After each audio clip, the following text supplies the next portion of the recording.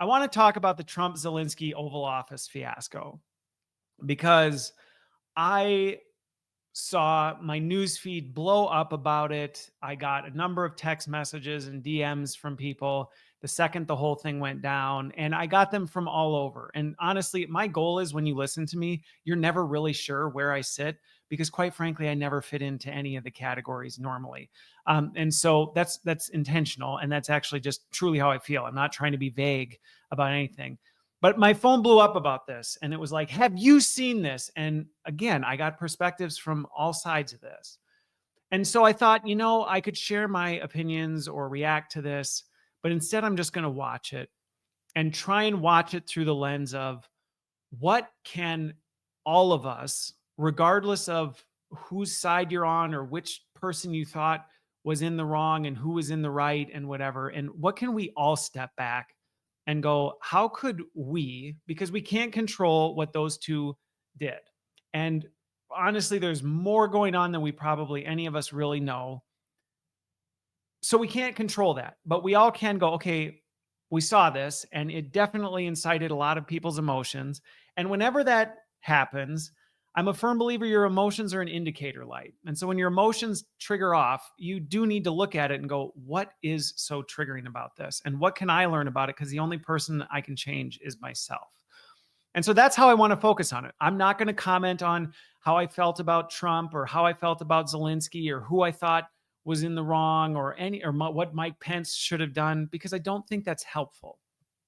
So I just want to share my observations and some leadership lessons that I took that can be universally applied. I specifically honed them in on things that I would say these things to every single person, including the reporters in that press briefing, and say, hey, can we maybe stop and think about this? So one of the things that really jumped out to me was the number of statements that were made at people that assumed intent, that had some sort of like, I'm saying this about you because I am drawing a conclusion that I have made about who you are as a person. And I watched everybody in there, reporters, people on either side. I watched the way it just inflames people, because no matter how much you think you know about somebody, there's always more going on than what you see on the surface.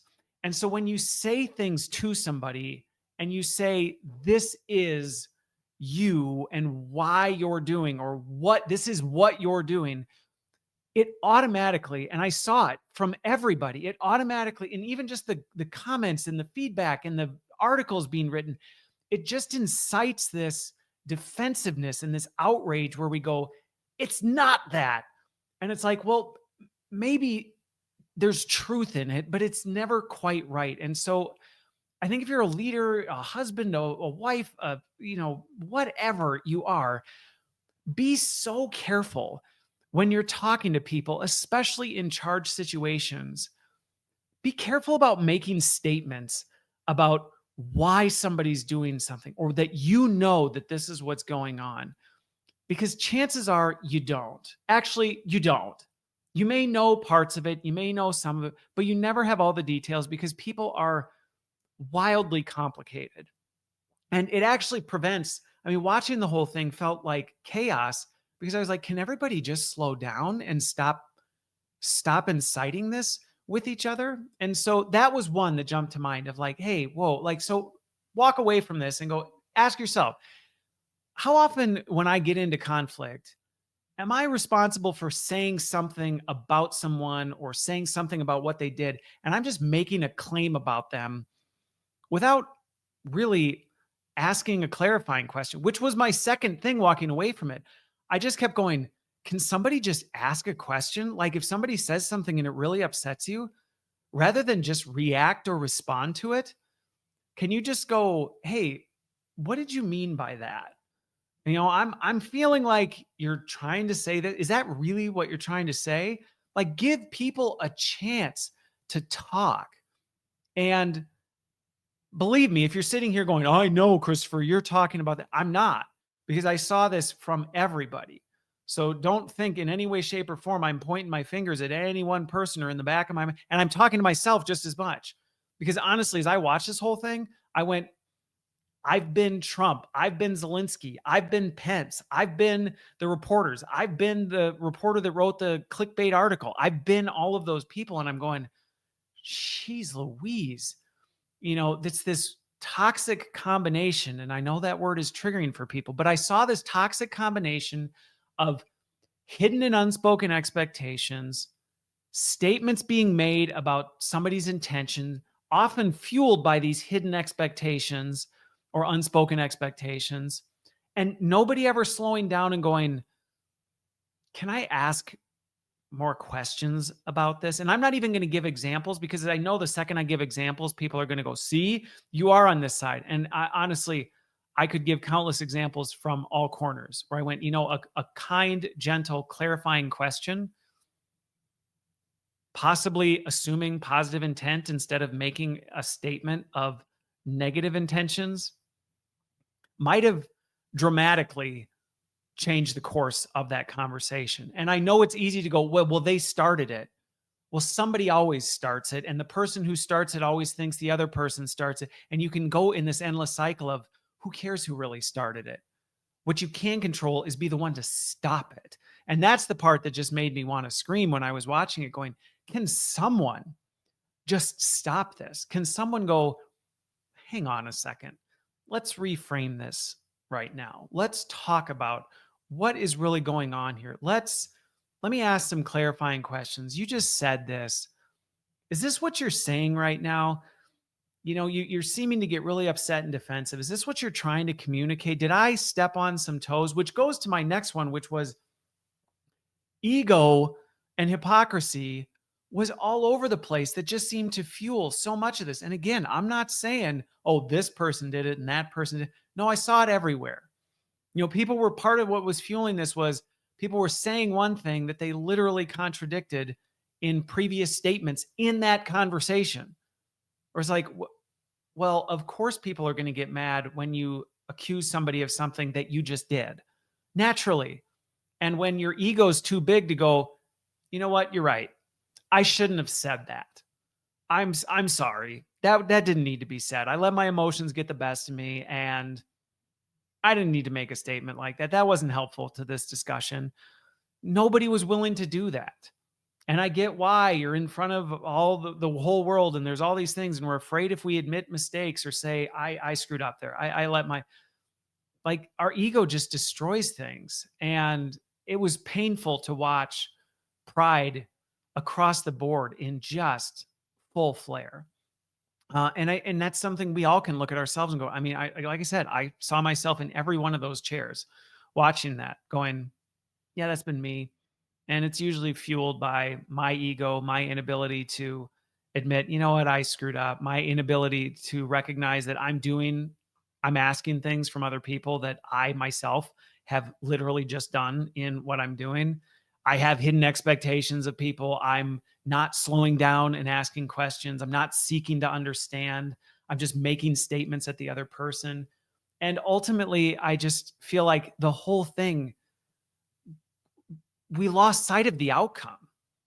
Like, I don't think anybody, including the third party they were talking about, Putin, I really don't know that anybody really goes, you know what I want? War. I want war, and I want to destroy each other. I want more death and spending more money we don't have on stuff that isn't accomplishing anything, and it seems to be going nowhere. That got lost because everybody was too busy trying to preserve their ego and point out what's wrong with the other person. And it was like, come on, like, what are we doing here? Aren't we trying to? And nobody was willing to step up and go, look, I'm sorry, I'm letting this get out of control. Let me step back. Let's reframe this. Let's discuss this. And I know you'd probably be sitting there just foaming at the mouth at what I'm saying right now. And I'm not saying, oh, if this person had just done it, it would have magically changed things. No, that's not it. But if everybody committed to the things I just talked about and said, yeah, all right, can we all just work together to maybe work to stay focused on outcomes we actually all agree on, lay down our own swords, seek to understand each other, be really careful the way we talk to one another, and, like, not have expectations that suddenly get brought up in a situation where it's like, whoa, whoa, whoa, whoa, whoa. Like, what, why are you putting this on me? If we all did that, I honestly feel like things like we saw play out, it's not that they wouldn't happen, but they'd happen a lot less and they de escalate a lot faster.